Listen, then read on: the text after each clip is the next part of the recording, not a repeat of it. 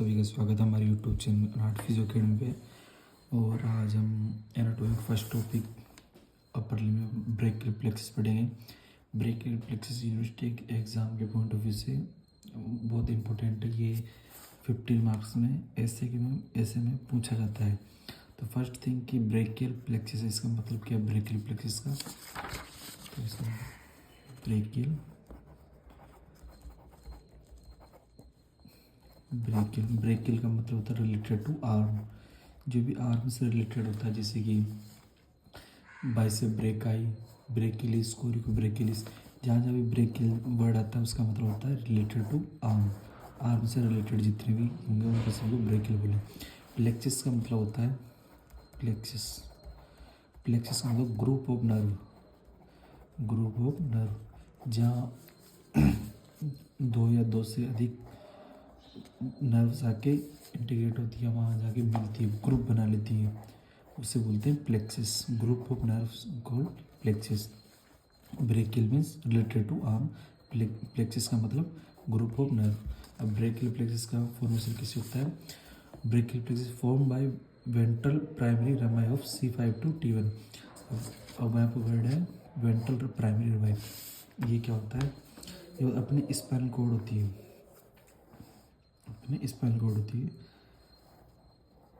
ये इसके बाद इसमें दो रूट निकलती है, डोर्सल रूट, वेंट्रल रूट। ये डोर्सल और ये वेंट्रल। जो वेंट्रल रमाई है उससे जो रूट्स निकलती है नर्व्स, जो सेंसरी मोटर नर्व्स होती है, सेंसरी मोटर मिक्स नर्व जो भी होती है वहाँ से जाती है वापस आती है। तो इन सभी को जो वेंट्रल से जो जा रही है उनसे जो रूट निकलती है उनको बोलते हैं वेंट्रल प्राइमरी रमाई। इनकी जो रूट्स है जिनमें C5 to T1, ये सभी मिलके ब्रेकियल प्लेक्सस का फॉर्मेशन करती है। Form by ventral Ramai of primary rami of C5 to C1। Ventral primary Ramai, इसके अंदर कौन कौन सी रूट्स शामिल होती है? लोअर फोर सर्वाइकल कौन सी? C5, lower four cervical C5, C6, C7, C8। और फर्स्ट थोरेसिक कौन सी? T1। ये सभी से फॉर्मेशन होता है। एक अलग से पूछा जाता है कि जब भी ब्रेकियल प्लेक्सस दो टाइप का हो सकता है, प्रीफिक्स्ड ब्रेकियल प्लेक्सस और post fixed brachial plexus. Prefixed brachial plexus जब होता है जबकि प्रीफिक्स में C4 प्रेजेंट हो, ब्रेकियल प्लेक्सस के अंदर C4 प्रेजेंट है तो उसे बोलते हैं प्रीफिक्स्ड। अगर C4 प्रेजेंट होता है तो T1 एब्सेंट हो गया, बिल्कुल लो मैनर में होगा। पोस्ट फिक्स्ड ब्रेकियल प्लेक्सस में T2 प्रेजेंट होता है, C5 एब्सेंट होता है। अब इसको प्रीफिक्स पोस्ट फिक्स को ऐसे याद रख सकते हैं। प्री मतलब जो पहले आ रहा है, पहले कौन सा है? C वाला आ रहा है पहले, तो C4 जाएगा वहाँ प्रीफिक्स्ड। और T का बाद में आता है T, तो पोस्ट फिक्स्ड। इसके बाद में ब्रेकियल प्लेक्सस कंपोनेंट देखते हैं, किन किन से ब्रेकियल प्लेक्सस फॉर्मेशन होता है। उसमें होता है रूट्स, ट्रंक, डिवीजन, कॉर्ड और ब्रांचेस। इन सभी से ब्रेकियल प्लेक्सस का फॉर्मेशन होता है। मैं जिस तरह से बता रहा हूँ इसी तरह से आपको यूनिवर्सिटी एग्जाम में लिखना है। तो एक बार जो ब्रेकियल प्लेक्सस का कंप्लीट डायग्राम होगा वो एक बार आपको बता देता हूँ।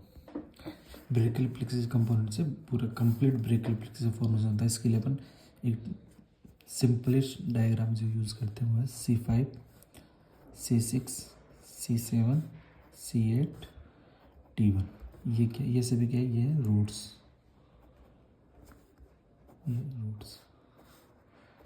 रूट्स से क्या बनेगा? ट्रंक। तो C5 और C6 का से फॉर्मेशन होता है अपर ट्रंक, C8 और T1 मिलते हैं और ये C7। तो इसको बोल, यहाँ पर हो गया ट्रंक।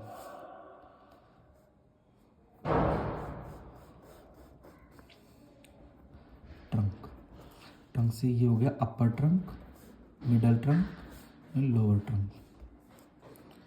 ट्रंक के बाद में डिवीज़न। सभी ट्रंक दो डिवीज़न में डिवाइड होते हैं, एंटीरियर और पोस्टीरियर, वेंट्रल डोर्सल भी बोल सकते हैं। Anterior posterior, anterior posterior, anterior और पोस्टीरियर। सभी जो ट्रंक्स है, सभी ट्रंक्स दो दो में डिवाइड होते हैं, एंटीरियर पोस्टीरियर। अब जितने भी इसके बाद ये हो गया डिवीज़न, ये डिवीजन। डिवीजन के बाद में होते हैं कोड्स। कोड्स का फॉर्मेशन होता है जितने भी पोस्टीरियर डिवीजन है उन सभी से होता है, वो सभी एक जगह होंगे, उन सभी से हो गया पोस्टीरियर कोड। पोस्टीरियर कोड जो अपर ट्रंक और मिडिल ट्रंक की जो एंटीरियर डिवीजन है इनसे होता है लेटरल कोड का फॉर्मेशन, लेटरल कोड।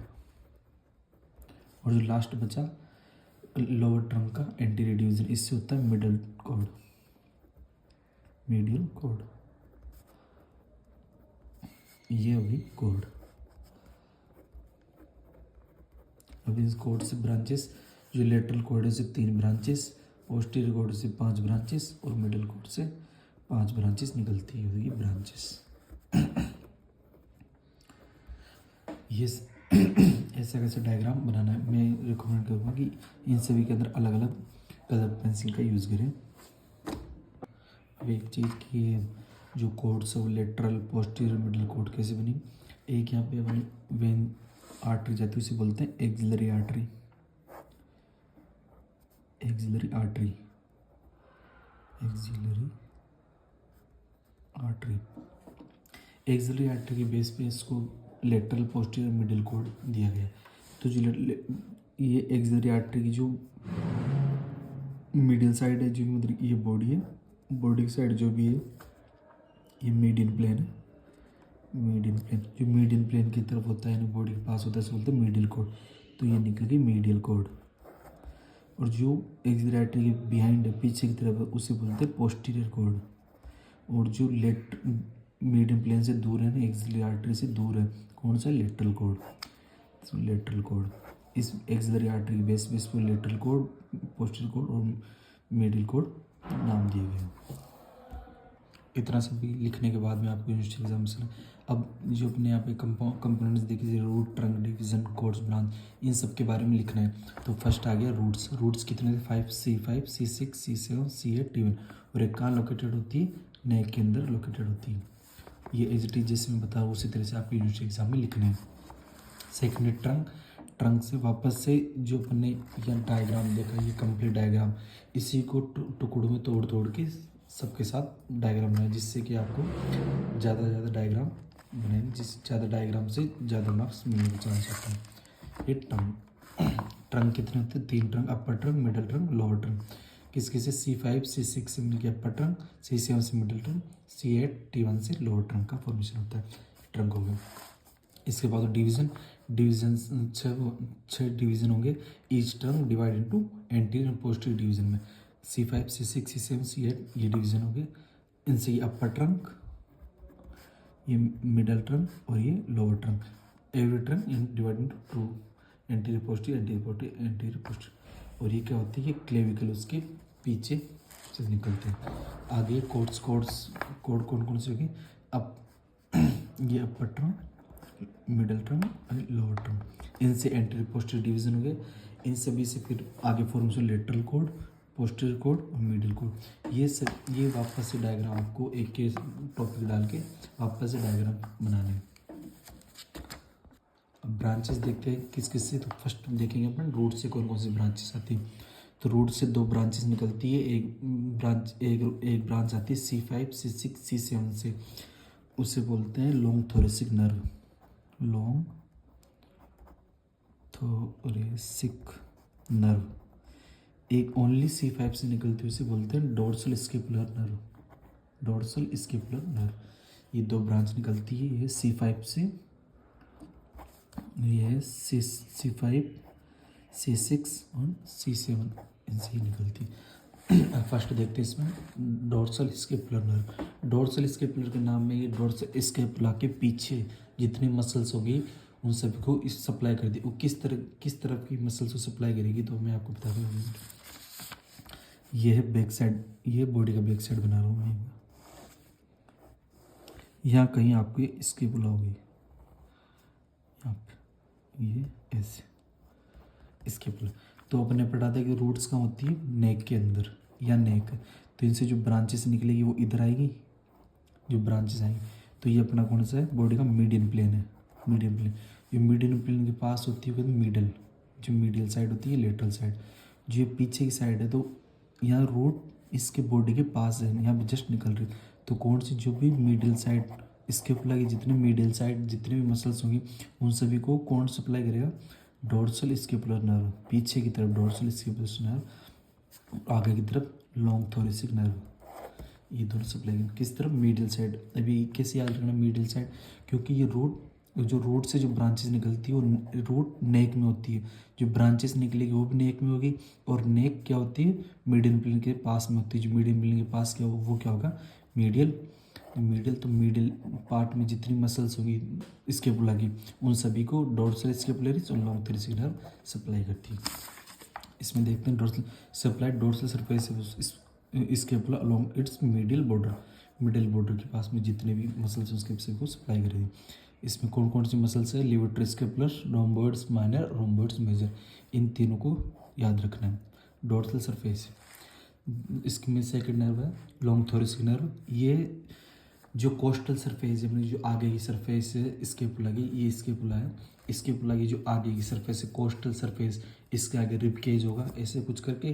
तो ये कोस्टल सरफेस पे जो मसल्स है सेरेटस एंटीरियर उसको सप्लाई करती है लॉन्ग थोरेसिक नर्व। इसका एक क्लिनिकल फीचर है, अगर लॉन्ग थोरेसिक नर्व में इंजरी हो जाती है, इंजरी हो जाएगी तो इससे विंगिंग ऑफ स्केपुला होगी। इसको अपन अलग से क्लिनिकल स्टडी में देखेंगे। उसके बाद है ब्रांचेस फ्रॉम ट्रंक, तो ओनली अपर ट्रंक जो उससे ब्रांच निकलती है।